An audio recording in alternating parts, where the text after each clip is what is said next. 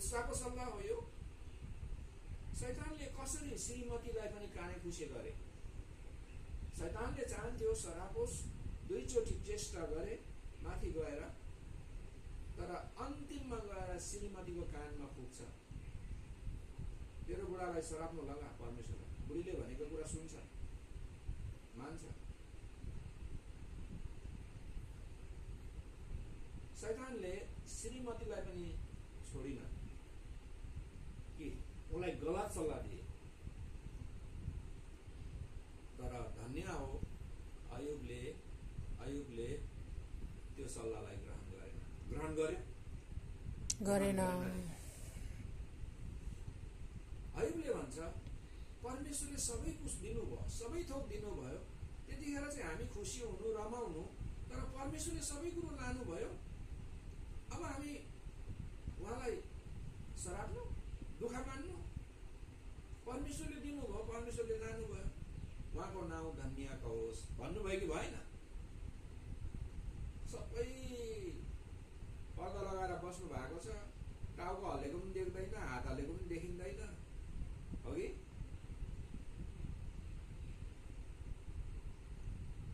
हजुर। अनि अर्कोचोटि भन्छ तिमी त कस्तो मूर्ख आइमै जस्तो कुरा गर्छौ। परमेश्वरबाट सुख चाहिँ ग्रहण गर्ने, दुःख चाहिँ ग्रहण नगर्ने। अयुबले यहाँ कहीँ पनि परमेश्वरलाई दोष दिएन। अयुबले यहाँ परमेश्वरलाई कहीँ पनि उसले दुःख पाएकोमा दोष लगाएन। तर अयुबले आफूलाई धिक्कारेको छ, आफूलाई नै। अनि शैतान त्यहाँबाट उसको परमेश्वरको उपस्थितिमा गएन। शैतान हारे, उसको वचन पूरा भएन। शैतानले के भनेको थियो परमेश्वरलाई? तपाईलाई सराप्ने छ। पहिलोचोटि पनि सरापेन, फेरि दोस्रो चोटि त शरीरलाई चलाउनुहोस् त। अब त्यो चोटि पनि सरापेन। श्रीमतीले सल्लाह दिँदा पनि शैतानले मतलब अयुबले सरापेन। 3 चोटि उसलाई सराप्ने सल्लाह दिएकोमा अयुबले ग्रहण गरेन। यसलाई के गरे? इन्कार गरे। हजुर, तपाईँ र मेरो जीवनमा पनि संसारमा यस्तो खालको परीक्षा, अयुबलाई जस्तै परीक्षा नआउला, अरू भिन्दै परीक्षा आउन सक्ला। त्यो परीक्षामा तपाईँ र म कसरी सक्छ? अयुबलाई त्यत्रो ठुलो दुःख कष्ट र परीक्षा आयो भने, अयुब पनि आफूलाई धिकार्यो भने, अयुब भन्दा त तपाईँ र म त्यति राम्रो छैन हो। अयुब जत्तिकै निर्दोष र अयुब जस्तै सोझो, अयुब जस्तै आफ्नो छोराछोरीलाई कतै पाप गरे कि भनेर त्यो भोज दिने क्रम सकेपछि आफ्नो छोराछोरीलाई शुद्ध तुल्याउने काम गर्दथे। त्यति ध्यान त तपाईँ र मैले गरेको छैन। हजुर, कसो गरौँ त्यतिखेर? एकजना दिदीको लगातार 3 जना छोराछोरीहरू, त्यसरी नै संसारमा विश्वासी दिदीको छोराछोरीहरू मरेर गए। पति थिएन बिचारी, पालो। पहिला ठुलो छोरा, त्यसपछि सानो छोरा, त्यसपछि सानी छोरी प्रभुले उठाएर लानु। सहारा भनेको ती दिदीको ती 3 जना छोराछोरी मात्रै थिए। धन सम्पत्ति, सल्लाह दिने, ज्ञानको कुरो दिने या सहारा दिने, सबै कुरामा दुख सुखमा साथ दिने ती 3 जना छोराछोरी मात्रै थिए। त्यो पनि परमेश्वरले लानुभयो। अनि पास्टर बाबु कहाँ उहाँ दुःख पखाउन जानुभयो। पास्टर बुवा, मैले के गरेको थियो जीवनमा? मेरो लगातार 3 जना छोराछोरीहरू प्रभुले उठाइ लानुभयो। म माथि किन यत्रो ठुलो पीर? बिचारी मान्छे हो नि त, दुःख पोखाउँछ नि, होइन? तपाईँ पनि मान्छे हो, ती स्त्री पनि मान्छे हो, म पनि मान्छे हो, हामी दुःख पोखाउँछौँ। वचनमा त लेखेको छ तिमीहरू आशा नहुने जस्तो शोक नगर भनेर।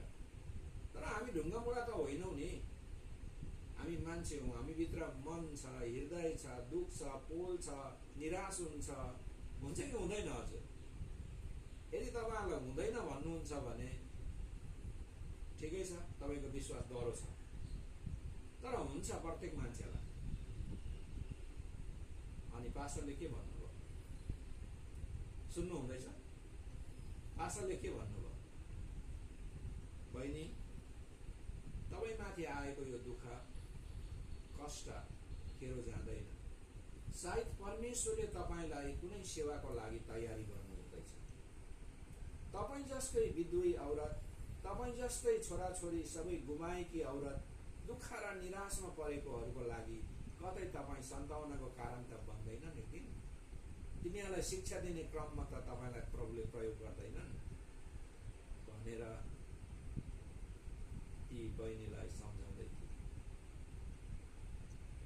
हुनसक्छ तपाईँ र मैले दुःख भोग्यौँ, तपाईँ र मैले कष्ट भोग्यौँ, तपाईँ र मैले सबै गुमायौँ, तपाईँ र म निराश भयौँ, हताश भयौँ, कहीँ आशा देखेनौँ, कसैले पनि ठिक सल्लाह दिएन। तर पनि तपाईँलाई परमेश्वरले छोड्नु भएन, तपाईँ पनि परमेश्वरमा आशा गरेर बस्नुभयो। अनि एक दिन गएर तपाईँ त्यस्तै व्यक्तिहरूको लागि शिक्षा दिने, एउटा सन्तावना दिने कारण बन्नुहुन्छ, शिक्षाको कारण बन्नुहुन्छ। किन तपाईँले भोग्नुभयो नि, पहिला तपाईँको जीवनमा त्यो दुःख आयो नि, पहिला तपाईँको जीवनमा त्यो सही नसक्ने कष्टहरू आए। त्यतिखेर उत्साह तपाईँलाई कहाँबाट मिल्यो? परमेश्वरबाट मिल्यो। हामी सबै कुरा हुँदाखेरि आरामदायक, परमेश्वरलाई भजन कीर्तन, परमेश्वरलाई जय जयकार, परमेश्वरमा उपवास प्रार्थना लगातार वचन सङ्गतिमा हामी लागिरहन्छौँ।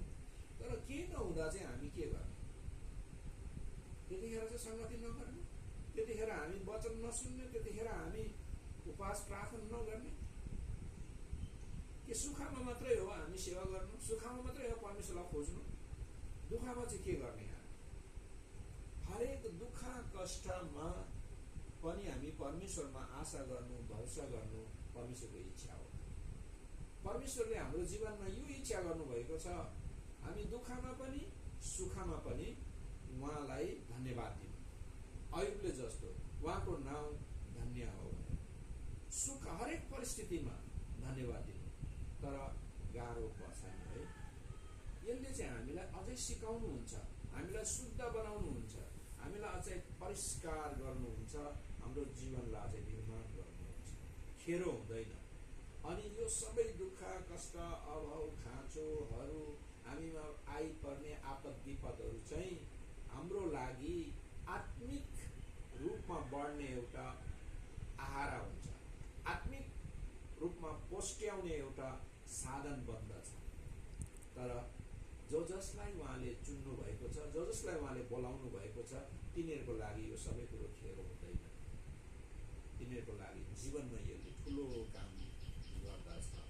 अब यहाँ फेरि पनि फर्केर आउनुहोस् त, लुकाको 22:31 म पढ्दैछु। सिमोन सिमोन, हेर, शैतानले तिमीलाई गहुँ जस्तै निफान्ने अनुमति मागेको छ। 32 पद, तर मैले तिम्रो विश्वास नडगमगाओस् भनेर तिम्रो निम्ति प्रार्थना गरे र फेरि तिमी मतर्फ फर्केपछि तिम्रा भाइहरूलाई स्थिर गराऊ। तपाईँलाई याद छ पत्रुसले प्रभुलाई 3 ताल इन्कार गरेका थिए। म चिन्दिनँ हो उहाँलाई, तिमी के भन्छौ? प्रभुले पहिल्यै भन्नुभयो नि, तिमीले मलाई इन्कार गर्छौ, फेरि तिमी फर्केर आउँछौ। यो 32 पदमा त्यही कुरा भनिएको छ। तिमीले मलाई इन्कार गर्नेछौ, तिमी फेरि फर्केर आउँछौ। फर्केर आएपछि तिमीले आफ्ना भाइहरूलाई फेरि के गर्नु? चेला, सङ्गी चेलाहरूलाई के गर्नु? फेरि सम्हाल्नु, स्थिर गराउनु।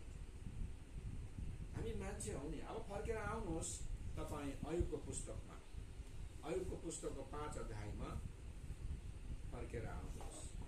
5 अध्याय भन्दा पनि 2 अध्यायमा एकचोटि हामी हेर्छौँ अनि 5 अध्यायमा आउँछौँ। हजुर 2 अध्यायको 9 पदमा हजुर पढिदिनुहोस् त पास्टर बाबु, तपाईँले 2 अध्यायको 9 पदलाई पढिदिनुहोस् फेरि।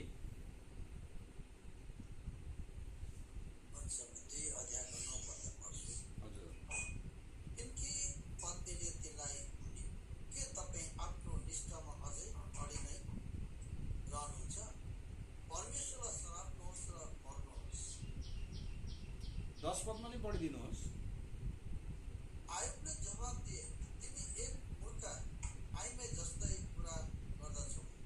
परमेश्वरबाट हामीले सुख चाहिँ ग्रहण गर्न र दुःख ग्रहण नगर्ने, यी सबै कुरामा आफूले बोलेको कुरामा आयुबले पाप गरेनन्। हजुर, यो सबै कुरामा अयुबले पाप गरेनन्, आफूले बोलेको कुरामा पाप गरेनन्।